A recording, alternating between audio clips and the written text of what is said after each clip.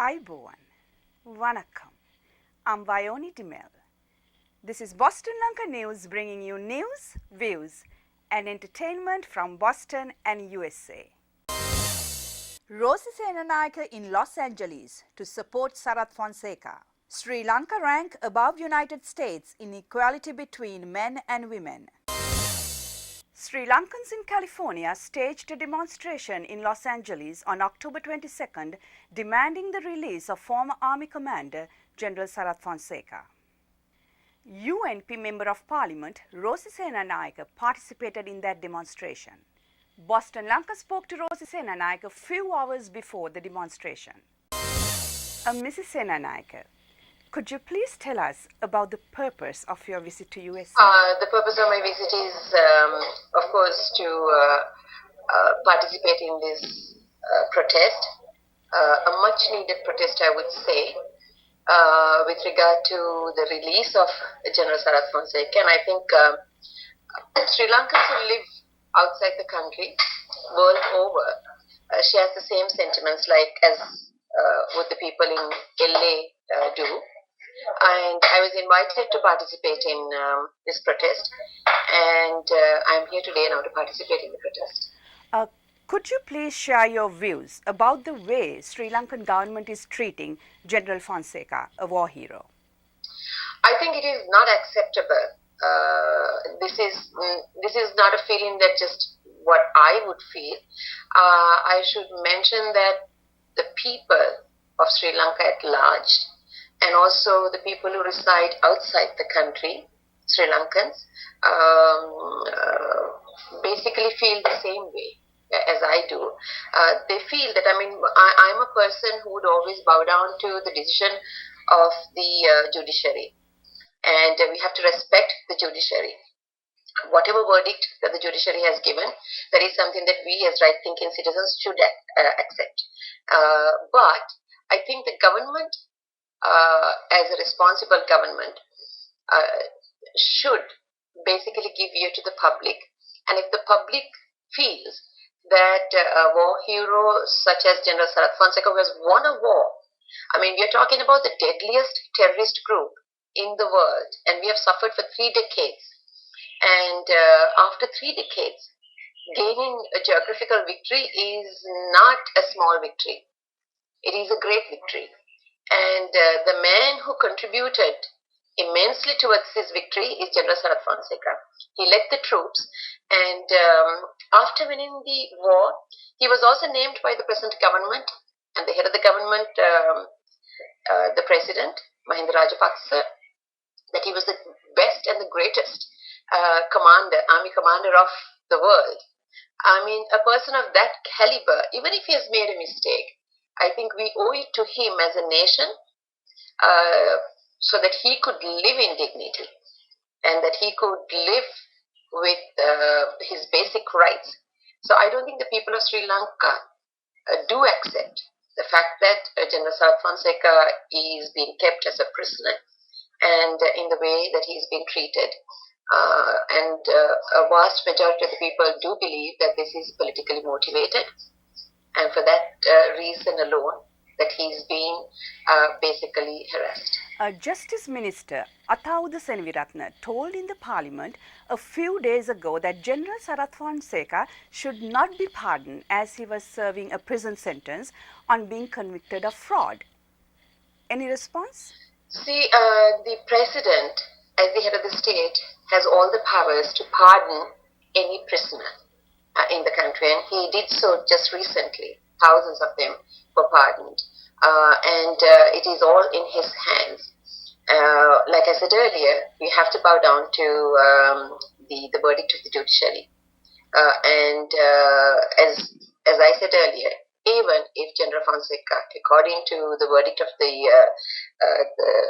justice system in the country, if he has done something wrong, yes, we do accept it, but as a nation, as a people who are immensely grateful to this man who led the troops to win this battle and to win the war, I think we owe it to him to allow him to be free and for him to live in dignity.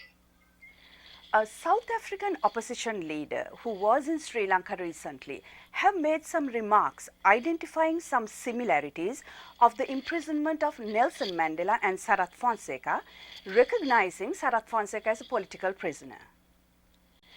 Is there anything you would like to add to that?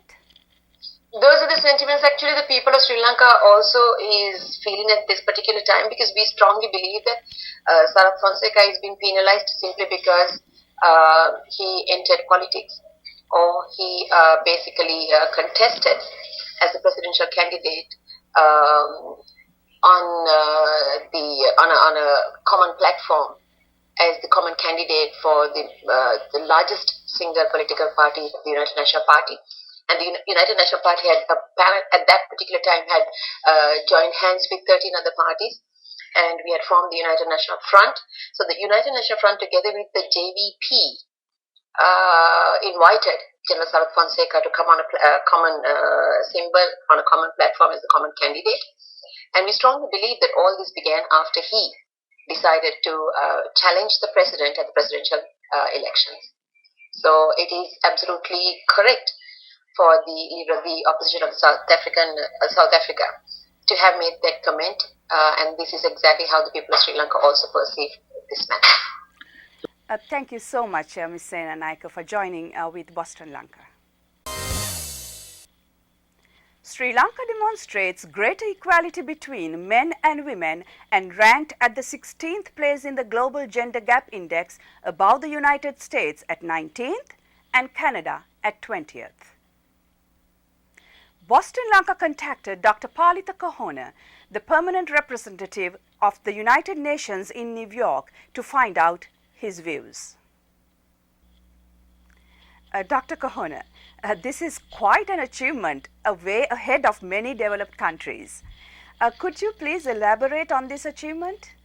I agree with you. It is a remarkable achievement for a developing country, a third world country. Sri Lanka is ranked way ahead of many developed countries in this respect. And I think it is something about which that the country can be justly proud. There are many reasons as to why Sri Lanka is ranked in this high position. Sri Lanka has an education system that is funded by the state, and it is free, and it is compulsory to the age of 14.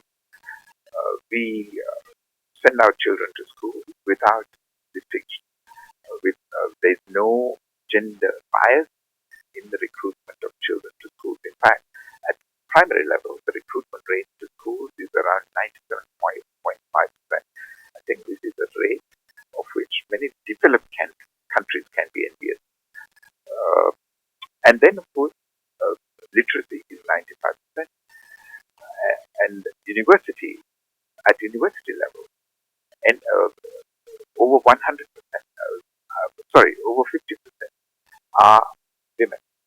So Sri Lanka has consciously and proactively provided girls and women the opportunity to do well in life. So they are doing well. Incidentally, 69% of our teachers are women. So I think we have been justly ranked 16th, ahead of many other countries, many developed countries, in fact. And there are a whole range of factors that have contributed to this, and some of which I just tried to. What are the proactive steps Sri Lanka has taken to curb the violence against women? Sri Lanka is again a country that has been a pioneer in this area. Legislation has been introduced upon which criminalizes violence against women, and Sri Lanka is also a country where this legislation is by and large implemented. The police have undergo training in Sri Lanka so that they are sensitized to the issue. Judges are sensitized to the issue. And in fact, we have to remember that many judges are women. And a large number, in fact, might even be more than 50%. The lawyers practicing before the courts are women. So, as a result of these things, Sri Lanka has done quite well in this area also. But of course, I have to remind you, violence against women is not only a question of law. Admittedly, the legal framework is very important to deal with it, but it's also a question of social attitude. So we need to do a lot more work to sensitize our community to ensure that violence is eliminated from the household and violence against women is brought under control. This is not a huge problem at the moment. You have to remember that our cultural attitude also condemn violence against women. And this is something that goes back hundreds, maybe thousands of years. Sri Lanka is a country where violence against women is not condoned. You know, that there is a tale in our ancient chronicle Mahabharata which says that a woman bedecked in gold jewelry could walk alone from Anuradhapura, the then capital in the north, to the southern capital of Madhava. So that is a reflection of the social attitude that prevailed in the country then. And not much has changed since then.